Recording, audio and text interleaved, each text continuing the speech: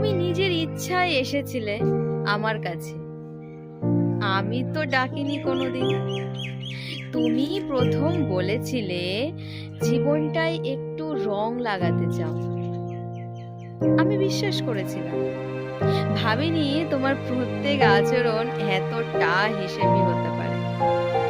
মায়ার নাম করে কাছে আসলে, কথায় কথায় আমাকে ভরসা দিলে। এক সময় মনে হলো হয়তো এবার জীবনটা বদলাবে।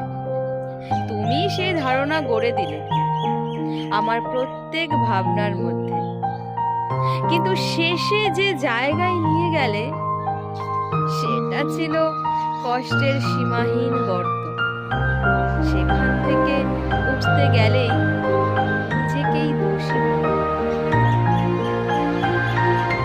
প্রত্যেকটা মুহূর্তে, প্রত্যেকটা সময়ে।